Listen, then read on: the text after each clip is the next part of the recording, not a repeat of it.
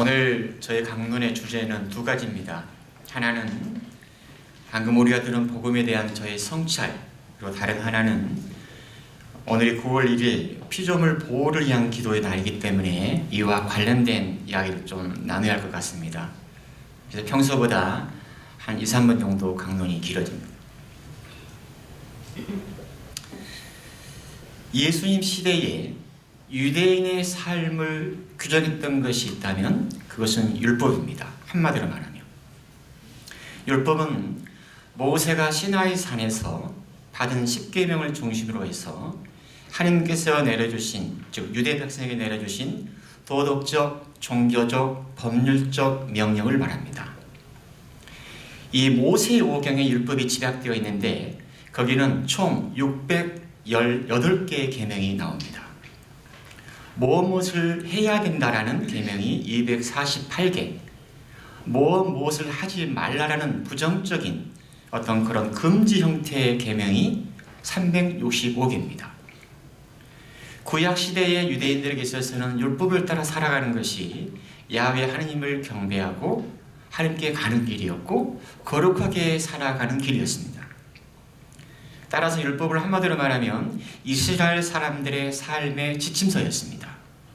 그런데 율법학자들은 이 구약의 성문으로 내려오는 이 600개에 넘는 율법에다가 수많은 규정과 규칙들을 첨가했습니다.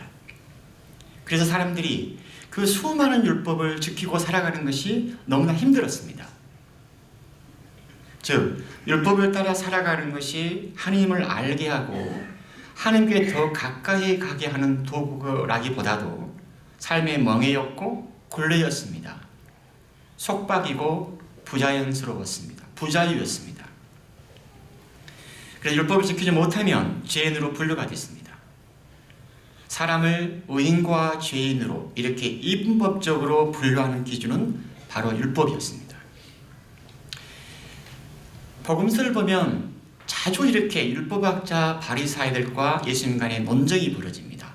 모두가 율법과 관련된 내용들입니다. 그 중에 가장 특별한 게 많이 나는 게 안식 규정입니다. 안식일은 일해서는 안 됩니다. 원래 유대인들은 엘리베이터도 이거 터치를 안 하잖아요. 자동으로 오르고 내리게 한답니다. 안식일에서 일을 해서는 안 된다.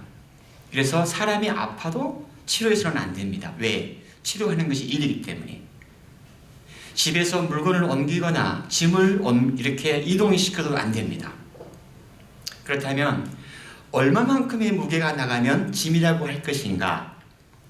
율법학자들은 이것을 고민하고 논쟁을 하다가 마른 무화과 2송이 이상의 무게를 나가면 짐이다 규정을 했습니다. 만약에 그런 행위를 했다면 그 일을 한 것이고 율법을 어긴 것입니다. 저는 이렇게 저울 가지고 재보지 않았어요. 마른 무화과 한 송이가 몇 g이나 될까? 한번 생각을 해보세요. 우리의 삶을 철저하게 법에 따라 살아가게 하고 나아가서 그러한 법을 강요하는 사회에서 살고 있다면 그게 얼마나 경직된 사회일까? 오늘 복음에 모든 유다인은 음식을 먹을 때는 반드시 손을 씻어야 한다. 참 위생개념이 철저합니다. 유대인들은. 하지만 음식을 먹기 전에 손을 씻냐 안 씻냐의 문제는 위생상의 문제가 아니라 율법이고 규정입니다. 조상들이 대대로 지켜내려온 유대민족의 전통인 것입니다. 그런데 오늘 예수님의 제자들 몇몇이 손을 씻지 않고 음식을 먹는 것을 보고 바리사이와 율법학자들이 이를 지적합니다. 어째서 당신의 제자들은 조상들의 전통을 따르지 않고 더러운 손으로 음식을 먹는가? 이에 대해서 예수님은 이사야서를 인용하시면서 이 백성이 입술로는 나를 공경하지만 그 마음은 내게서 멀리 떠나 있다. 그리고 너희는 하나님의 계명을 버리고 사람의 전통을 지키는 것이다. 이렇게 응답을 하십니다.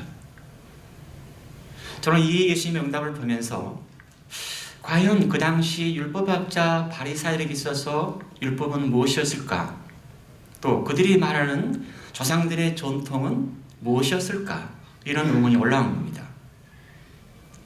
마테오 복음서를 보면 예수님이 이런 말씀을 하시는데, 불행하리라 너희 위선자 율법학자들과 바리사이들아, 너희는 11조를 내면서 의로움과 자비와 신의처럼 율법에서 더 중요한 것을 무시하기 때문이다.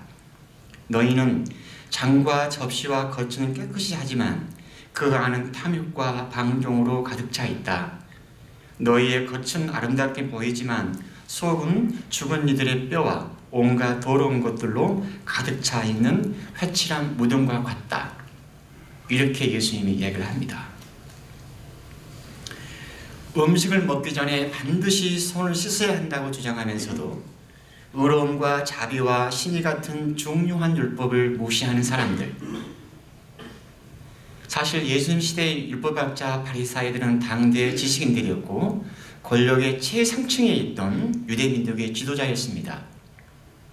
결론적으로 제가 보기에 율법학자 바리사이들에게 있어서 율법은 자신들의 권력을 유지하는 원천이었고 시부의 원상이었습니다. 복음 전체적으로 보면 우리가 알듯이 율법 교사가 예수님께 물었습니다. 율법에서 가장 큰 계명은 무엇입니까? 예수님이 내 마음을 다하고 내 목숨을 다하고 내 정신을 다하여 주 너의 하나님을 사랑해야 한다. 이것이 가장 크고 첫째가 하는 계명이다. 둘째도 이와 같다. 내 이웃을 너 자신처럼 사랑해야 한다는 것이다. 온 율법과 예언서의 정신이 이 두 계명에 달려있다. 이 말씀은 600개가 넘는 율법과 예언서보들을 이 한 문장으로 예수님이 결론을 지어버리는 겁니다. 즉 10계명을 비롯해서 600개가 넘는 율법과 규정과 전통은 바로 하나님과 이웃을 사랑하는 것의 기준이 되어야 한다는 것이고, 모든 율법과 전통을 적용하고 이를 해석하는 기준도 바로 하나님과 이웃에 대한 사랑이 한다는 뜻입니다. 따라서 율법을 위한 율법이나 전통을 위한 전통은 율법의 진정한 정신에 어긋난 것이라고 볼 수가 있습니다. 성경 말씀은 오래전에 쓰여졌지만 오늘날 우리에게 어떤 삶의 지혜를 주고 영감을 줍니다. 때로는 도전을 주고 말씀은 내 삶을 돌아보게 합니다. 때로는 어떤 힘을 줍니다. 오늘 복음은 저에게 몇 가지 성찰거리를 주는데 바로 이런 것들입니다. 나의 신앙 안에서 반드시 무엇을 해야 한다, 혹은 너는 반드시 무엇을 해야 한다, 아니면 하지 않아야 한다, 이런 절대적인 당위의 것이 있다면 그 안에 과연 하느님과 이웃에 대한 사랑이 스며 있는가? 둘째는 나의 이런저런 신앙 행위, 즉 미사를 보고 성사 생활을 하고 성당에서 봉사하는 그 모든 것이 하나님께 나를 더 가까이 가게 하고 나를 좀 더 자비롭고 사랑이 많은 사람으로 성장하게 하는가? 중요한 성찰거리입니다. 나아가서 공동체적인 차원에서도 저는 이런 문제의식이 올라왔습니다. 사실 팬데믹 이후에 우리의 삶이 많이 바뀌었고요. 어떤 성당의 활동이나 모든 것들이 변화되어 있습니다. 과거와는 다른 어떤 현상들이 계속 일어나고 있습니다. 그래서 어떤 그 변화를 감지하고 분석하고 새롭게 무엇을 해나가는 것, 새롭게 공동체의 방향성을 찾아가는 것이 본당 신부로서의 저의 소임이라고 저는 생각을 합니다. 가장 큰 기준이 있다면 무엇이 과연 우리 공동체 전체에 선지게 되는가가 저는 첫째 기준입니다. 그리고 무엇이 우리 한 개인을 포함해서 우리 공동체를 더 하나님께 가까이 가게 하는가가 저는 선택과 기준입니다. 그렇게 했을 때 분명히 우리 공동체 안에는 하나님의 어떤 기운과 생기가 들어온다고 저는 믿고 있는 겁니다. 오늘 피조물보호를 위한 기도의 날인데 굉장히 중요한 이슈이기 때문에 언급을 해야 할 것 같습니다. 지난 2015년에 지금 우리 프란시스 교황님이 찬미 바드소서라는 생태 회칙을 발표합니다. 이 교서는 오늘날 심각한 기후 환경 문제를 진단하고 지속 가능한 사회를 만들어가는 데 필요한 실천적인 대안을 제시하는 아주 중요한 회칙입니다. 그래서 우리 오늘날 카톨릭 교회가 가장 역점을 두고 있는 사목의 방향이 뭐냐면은 생태 문제입니다. 에콜로지입니다. 생태가 뭐냐? 우리는 오래전에 환경이라는 단어를 더 많이 사용했습니다. 환경보호, 자연보호. 하지만 오늘날에는 그런 용어보다도 생태라는 용어를 훨씬 더 사용합니다. 간단하게 그 개념을 좀 구별하면 이렇습니다. 환경은 인간을 중심으로 합니다. 인간이 중심에 있고 인간을 둘러싼 모든 환경들을, 즉 인간을 제외한 다른 모든 것들, 자연은 부차적인 것으로 접근을 합니다. 이에 반해서 에콜로지, 생태는 인간의 자연이 인간을 위해서만 존재하는 것이 아니라 자연 자체에 고유한 가치가 있다. 그리고 인간을 포함한 모든 피조물은 서로 무관한 것이 아니라 서로 연결되어 있다. 그래서 이 지구 공동체의 모든 것을 돌보고 보살피는 어떤 그런 의미를 담고 있는 것이 바로 에콜로지라고 합니다. 생태입니다. 우리는 피부적으로 이 지구 환경과 생태계 파괴로 이상기후를 피부로 체험합니다. 지난해 우리 LA에 내렸던 여름 폭우, 캐나다에서 아주 몇 날 며칠 동안 계속 번졌던 산불, 중국이라든가 다른 나라에서 일어나는 홍수, 극단적인 가뭄, 산사태, 올 여름 한국에서는 한 달이 넘게 아열대 현상이 있었습니다. 잠을 못 잡니다. 정말로 굉장히 힘듭니다. 예전에 없던 그런 이상기후입니다.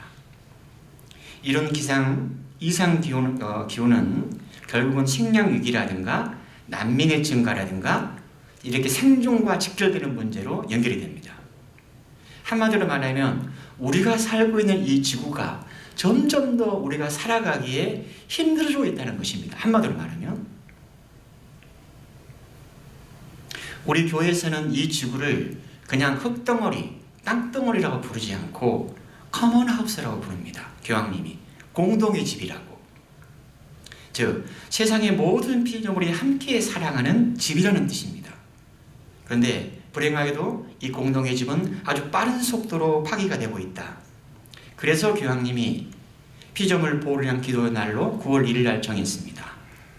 이 말은 그저 동물이나 식물들을 보호하는 것에 그치는 것이 아니고 우리가 지금 살고 있고 앞으로 우리 아이들이 살아갈 이 공동의 집을 정말로 하나님 보시기에 좋은 모든 피조물들이 건강하고 조화롭게 살아갈 수 있도록 공동의 집을 보호하고 실천적인 삶을 살아가도록 교회는 초대하는 겁니다. 그래서 이런 표현도 씁니다. 교황님은 생태적인 회심, 이 말의 뜻은 피조물을 더 이상 착취의 대상으로 여기지 않고 창조주께 받은 거룩한 선물로 소중히 여기며 피조물과 이루는 관계를 새롭게 하는 것으로 정의를 합니다. 저는 지난주 정감 신부님이 여기 계시는 동안에 제가 요세미티 국립공원을 다녀왔습니다. 혼자서. 물어보면 누가 같이 갔어요? 저 혼자 갔다 왔습니다. 미국에 와서 처음으로 가본 내셔널 파크였습니다. 정말로 놀랍고 경이로웠습니다. 가보신 분은 알겠지만 이 약간 벗어난 지역인데 마리포사, 그 지역에 있던 마리포사 그로브에 살고 있는 수천 년 동안 살고 있던 엄청난 그 세콰이어 숲, 자이언트 세콰이어 나무, 또 요세미티 밸리 곳곳에서 펼쳐지는 그 신비로운 자연의 풍경들, 또 버널 폭포라고 있습니다. 그 폭포로 가는 길이 트레일인데 많은 사람들은 세상에서 가장 아름다운 길, 트레일이라고 부릅니다. 미스트 트레일.